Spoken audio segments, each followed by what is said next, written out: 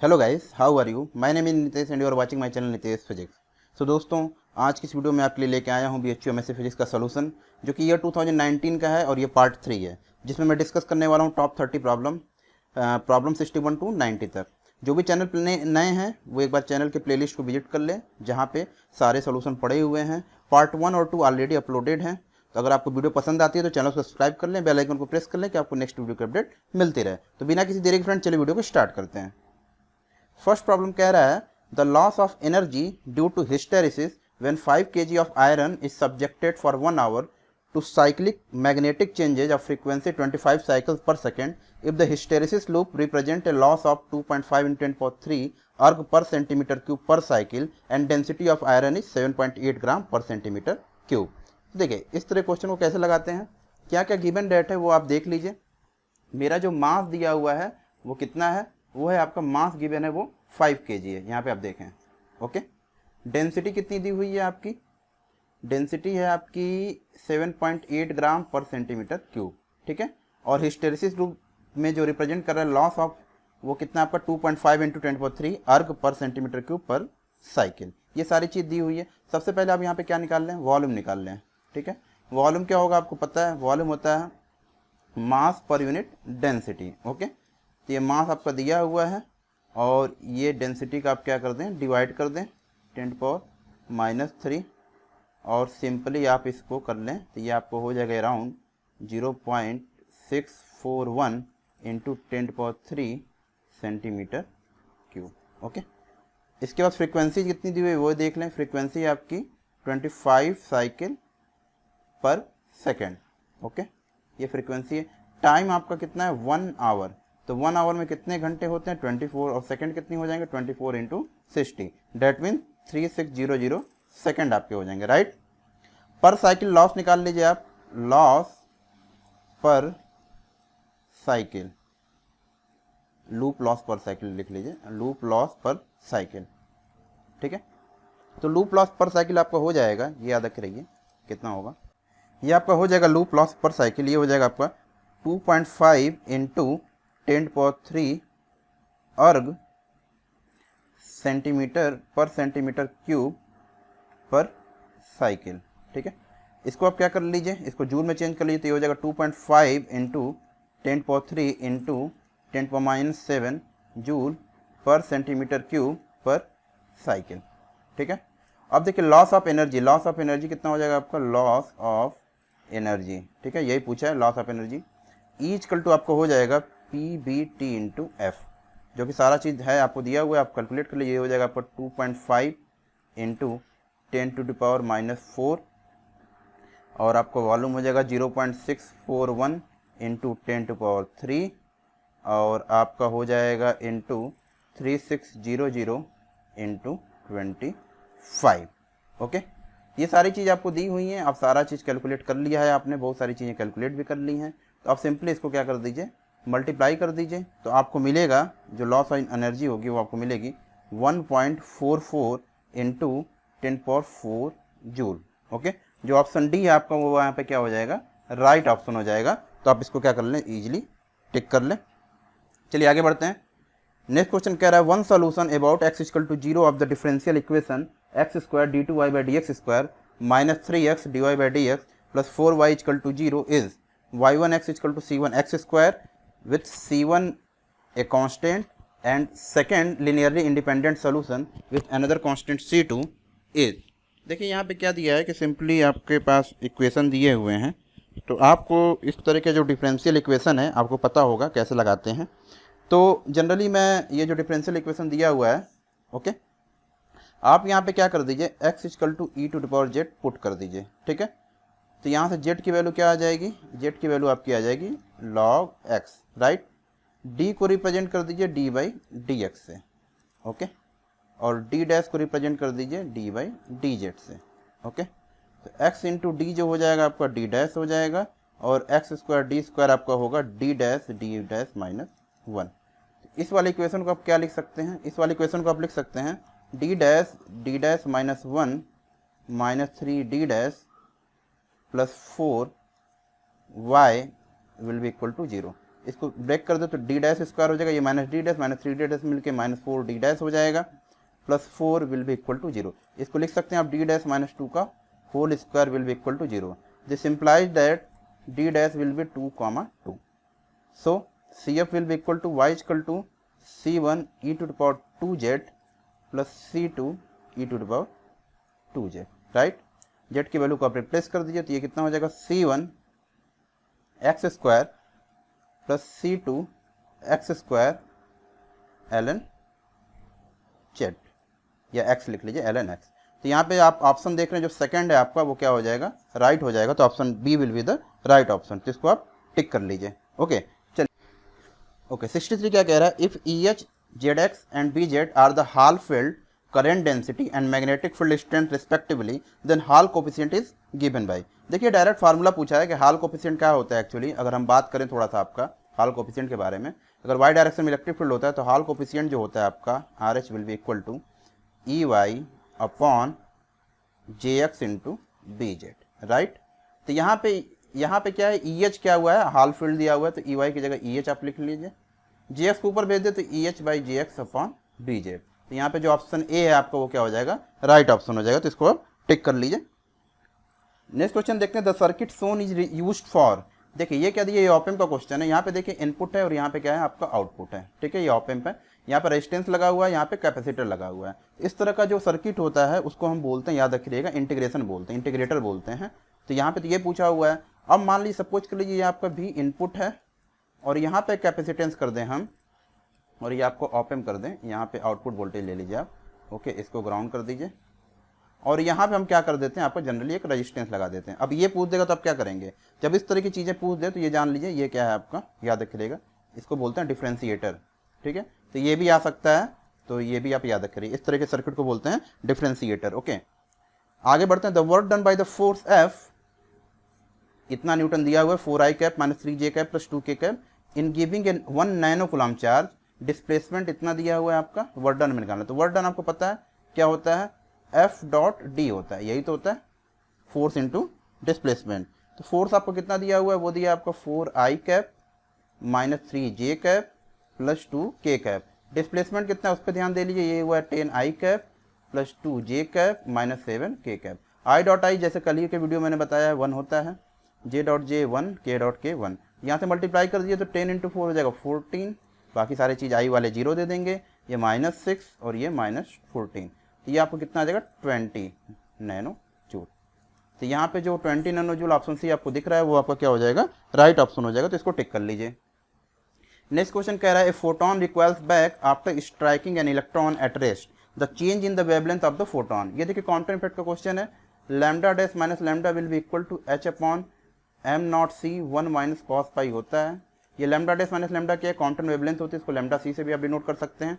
यहाँ पे क्या कह रहा है कि रिक्वायल बैक हो जा रहा है, डेट मीन्स फाई की वैल्यू कितनी हो जाएगी आपकी 180 हो जाएगी।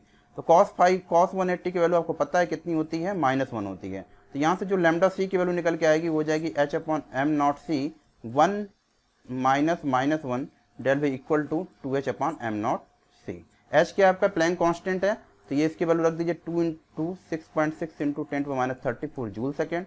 m नॉट क्या है, मास है, तो ये रख दीजिए 9.1 इंटू 10⁻31 और वेलोसिटी ऑफ लाइट की वैल्यू रख दीजिए 3 इंटू 10⁸। इसको सॉल्व कर लीजिएगा तो ये आएगा आपका 0.048 एंगस्ट्रॉम। याद रखे रहिए। तो ऑप्शन ए आपका क्या हो जाएगा, आपका राइट ऑप्शन हो जाएगा। एक चीज़ और याद रखे रहिए, यहाँ पे वहाँ पे लगाने की जरूरत ना पड़े। अगर इस तरह क्वेश्चन में अगर मान लीजिए फाई की वैल्यू 90 दिया रहता तो ये आंसर आपको याद होना चाहिए, तब लैम्डा सी की वैल्यू आ जाती है 0.024 एंगस्ट्रॉम। ये सारे क्वेश्चन क्या होते हैं, रिपीट भी करते रहते हैं, तो याद रखे रहिए, BHU में टाइम कम रहता है। नेक्स्ट क्वेश्चन कह रहा है 200 mega electron volt energy is obtained in the fusion of 1 nucleus of uranium 235। A reactor is generating 1000 kilowatt power. The rate of nuclear fusion in the reactor is. देखिए rate of fusion क्या होता है, ये एक formula होता है rate of fusion. इसको हम कैसे कैलकुलेट करते हैं, याद रखे रहिएगा। ये होता है power produced upon energy produce in one fusion, energy produced in one fusion. ये फार्मूला याद रखे रहिए, फ्यूजन रेट इजीली आप कैलकुलेट कर सकते हैं। ओके, पावर कितना दिया, 1000 किलोवाट दिया, तो ये हो जाएगा 1000 इंटू 10⁻³ वाट। राइट। एनर्जी प्रोड्यूस कितना हो जाएगा आपका 200 मेगा इलेक्ट्रॉन दिया हुआ था, 200 into 10⁻6 electron into 1.6 into 10⁻19 joule में कन्वर्ट इसको आप कर दीजिए।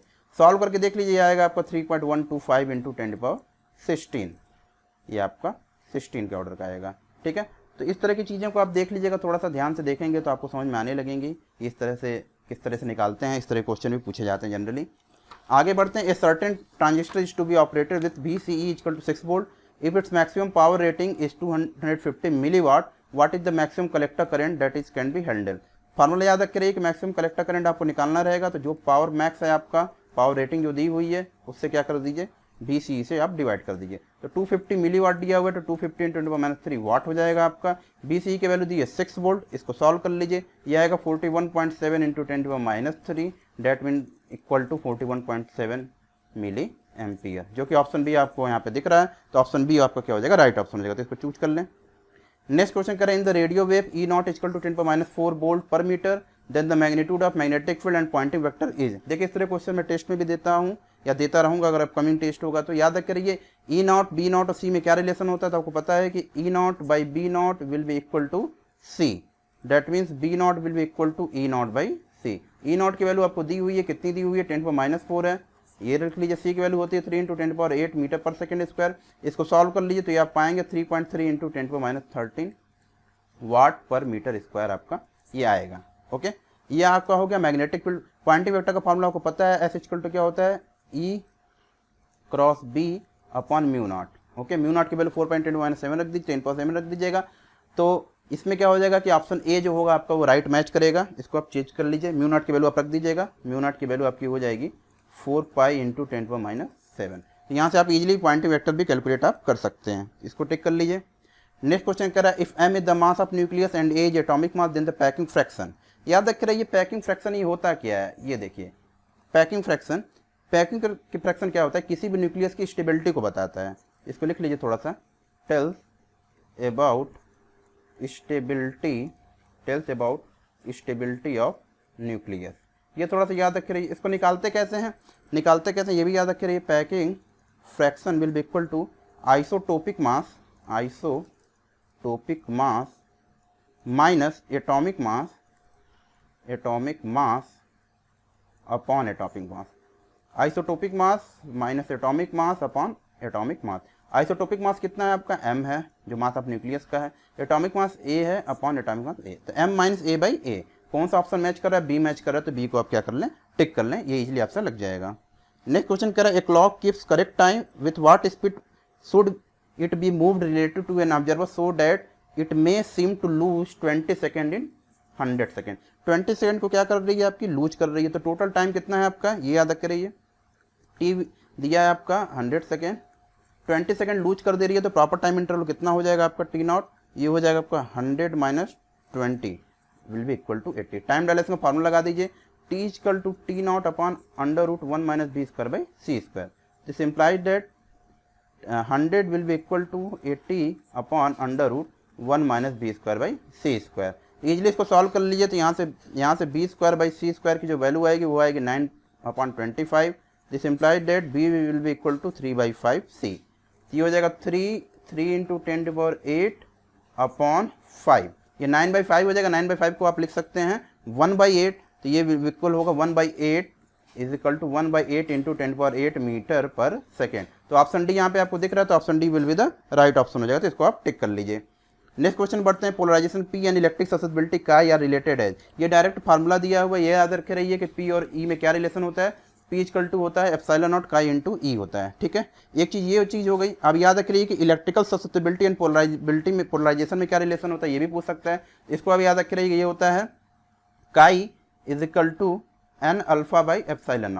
ओके, इस तरह की चीज़ें पूछ सकती है। दूसरा ये भी पूछ सकता है कि electric susceptibility and relative permittivity में क्या रिलेशन होता है, तो ये भी याद रखे रहिए, ये होता है epsilon r will be equal to 1 plus chi. Okay, ये सारी चीज़ें, ये दो इक्वेशन और आप याद रखे रहे हैं, इस तरह क्वेश्चन भी पूछे जाते हैं जनरली। ओके, आगे बढ़ते हैं। Specific heat of saturation steam. देखिए सैचुरेटेड स्टीम जो दिया है उसकी स्पेसिफिक हीट क्या होती है, वो नेगेटिव होती है, याद रखे रहिएगा।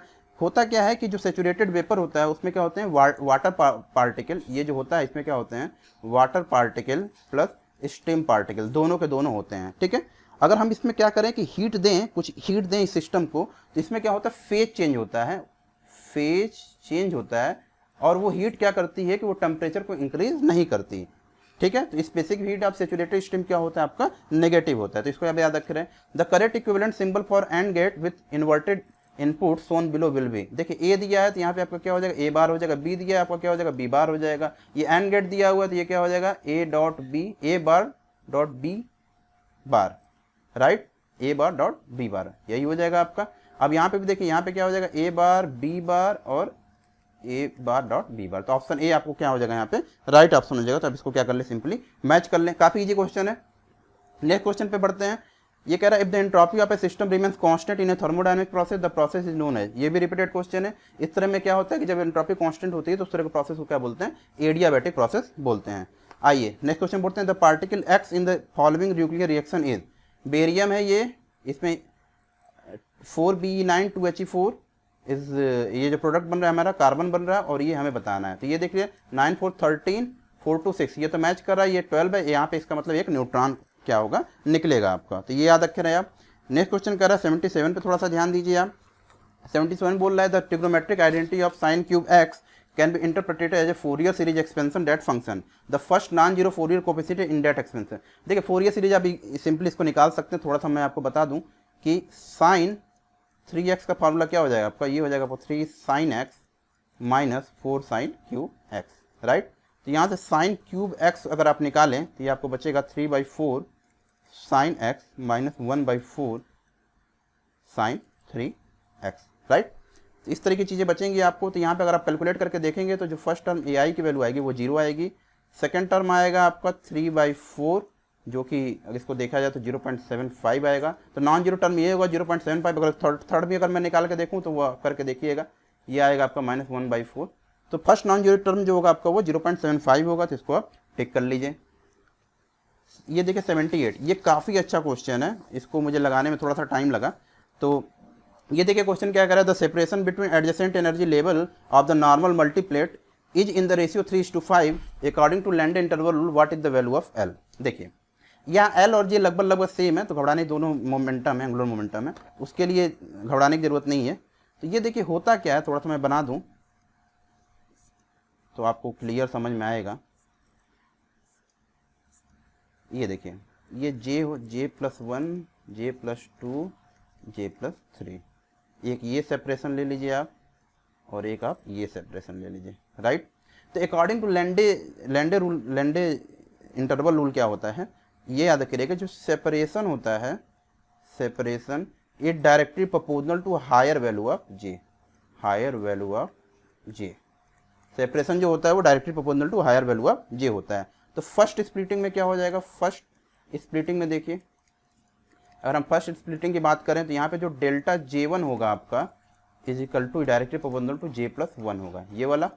और डेल्टा सेकेंड स्प्लिटिंग की बात करें हम, सेकेंड स्प्लिटिंग की बात करें तो डेल्टा J2 जो होगा आपका हायर हमें लेना था, याद रखिए ये क्या हो जाएगा J+3 हो जाएगा, ठीक है। तो रेशियो कितना दिया आपको 3:5 दिया, तो इम्प्लाइज क्या करेगा आपका J+1 upon J+3 will be equal to 3/5, यही दिया हुआ आपको। इसको सॉल्व कर लीजिए, 5J+5 will be equal to 3J+9, ये इम्प्लाइज करेगा 2J will be equal to 4, that mean J equal to 2। J equal to L है तो घबराने की जरूरत नहीं है, तो L की वैल्यू यहाँ पे क्या आ जाएगी आपकी 2 आ जाएगी। तो इसको आप क्या कर लीजिए, सिंपली टिक कर लीजिए, ओके। आगे बढ़ते हैं 79 पे चलते हैं। 79 क्या कह रहा है, for fusion to take place neutron must have different type के ऑप्शन दिए, like very high energy, no kinetic energy, very low energy and thermal energy. तो इसका जो राइट ऑप्शन होगा फ्यूजन को के लिए क्या चाहिए, हमें थोड़ी सी एनर्जी चाहिए जो कि होती है थर्मल एनर्जी। तो ऑप्शन डी आपका यहाँ पे क्या हो जाएगा, राइट ऑप्शन हो जाएगा। नेक्स्ट क्वेश्चन कह रहा है, यहाँ पे देखिए सारे जो 79, 80, 81 या 82 हैं वो सारे के सारे क्या हैं, आपके फार्मूला बेस्ड हैं या डायरेक्ट आंसर वाले हैं। In a wave guide which condition always holds good, wave guide की कंडीशन में क्या होता है, जो फेज वेलोसिटी होती है वो ग्रुप वेलोसिटी से ग्रेटर देन सी होती है। तो यहाँ पे याद रखे रहिएगा कि ऑप्शन ए यहाँ पे दिखा हुआ है कि phase velocity will greater than c, वो यहाँ पे क्या हो जाएगा आपका राइट ऑप्शन हो जाएगा। अब देखिए ए solenoid has length L, number of turns N and area cross section A, it's self inductance. Self inductance पूछा है तो सेल्फ इंडक्टेंस क्या होता है, N∅I होता है, N∅L होता है। तो याद रखे रहिएगा। तो यहाँ पे जो सेल्फ इंडक्टेंस होगा वो क्या हो जाएगा, ये क्लास 12th का फार्मूला है, वो हो जाएगा mu not an square A by L, जो कि ऑप्शन डी आपको यहाँ पे दिख रहा है। तो ऑप्शन डी आपको क्या हो जाएगा यहाँ पे राइट ऑप्शन हो जाएगा। तो आप इसको क्या कर लें, चूज कर लें। नेक्स्ट क्वेश्चन कह रहा है गिवन द बेसल फंक्शन, इसका हमें थोड़ा सा रिवीजन कराना है, वहाँ पे मैं डायरेक्ट इसको डिस्कस कर दूंगा। यहाँ पे आप सब आंसर मैं बता देता हूँ आपको। ये आपका बेसल फंक्शन दिया है 1 minus x square upon 2 square plus x to power 4 upon 2 square 2 to power 4 plus dot dot dot ऐसे दिया हुआ है। यहाँ पे J1x पूछा है, तो J1x की वैल्यू यहाँ पे याद रखे रहिए, आपकी हो जाएगी x/2 minus x cube upon 2 square into 4 plus x to power 5 upon 2 to power 2 to power 4 into 6। ऐसे होती है, कैसे निकाला जाता है मैं रिविजन वीडियो में आपको ये डाल दूंगा। ओके, नेक्स्ट बढ़ते हैं 83। If a particle is fixed on a rotating frame of reference the fictitious force acting on the particle will be. यहाँ पे देखिए ये भी काफी अच्छा क्वेश्चन है, ये भी रिपीटेड क्वेश्चन एक्चुअली। यहाँ पे देखिए Coriolis as well as centrifugal force, ये नहीं होगा, सेंट्रीफ्यूगल फोर्स ओनली, हाँ ये ऑप्शन राइट है। 83 में क्या हो जाएगा आपका ऑप्शन बी हो जाएगा। तो ऑप्शन बी को आप यहाँ पे टिक कर ले, सेंट्रीफ्यूगल फोर्स ओनली। ओके, अब देखिए 84, देखिए 84 में क्या पूछा, the acceleration of a frame of reference fixed on the earth surface at the equator and rotating with the earth once a day will be. ये काफी अच्छा क्वेश्चन है, इजी है वैसे। देखिए अगर हम सर्कुलर मोशन की बात करें तो ए की वैल्यू आती है आपकी B square by R, B की वैल्यू को रख दीजिए आर इंटू ओमेगा, तो इसकी वैल्यू आ जाएगी omega square into R. Omega क्या होता है, उसकी वैल्यू होती है आपकी 2 पाई टी। टी कितना दिया, 1 डे दिया, तो इसको आप कर लीजिए 24 इंटू 3600 सेकेंड, जो कि आपकी आ जाएगी 7.27 इंटू 10⁻⁵ रेडियन पर सेकेंड। ओके, यहाँ पे आपकी ओमेगा की वैल्यू मिल गई।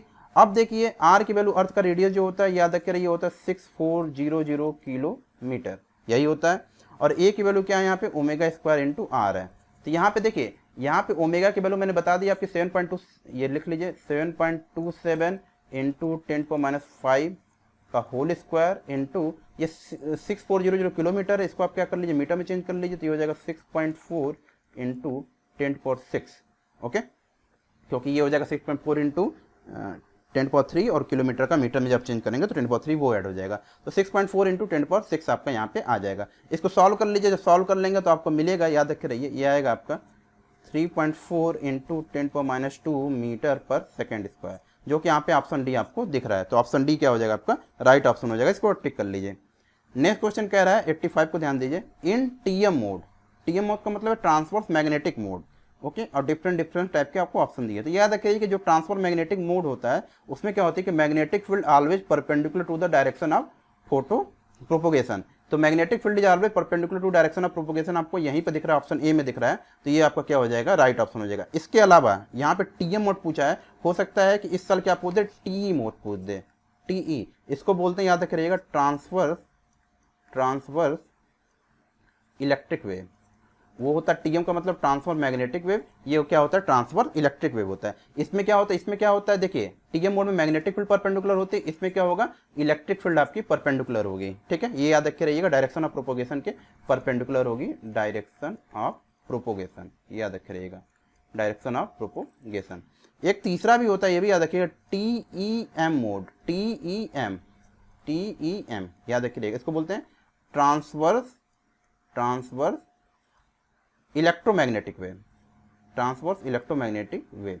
इसमें क्या होता है ई एज वेल एज बी, ये दोनों के दोनों क्या होते हैं डायरेक्शन ऑफ प्रोपोगेशन के क्या होते हैं परपेंडिकुलर होते हैं। ठीक है, ये भी याद रखे रहिएगा। लेकिन एक चीज और यहाँ पे याद रखे रहिएगा, जो टीएम मोड होता है transfer electromagnetic wave, TM mode मतलब ट्रांसफर इलेक्ट्रोमैग्नेटिक वेव मोड, वो क्या होता है कैन नॉट, ये भी याद रखे रहिए। यहाँ पे जो टीएम मोड है, एक चीज और याद रखे रहिए, कैन नॉट, ये भी पूछ सकता है, propagate, can not propagate with in waveguide, ये वेवगाइड के अंदर क्या करता है प्रोपोगेट नहीं करता है।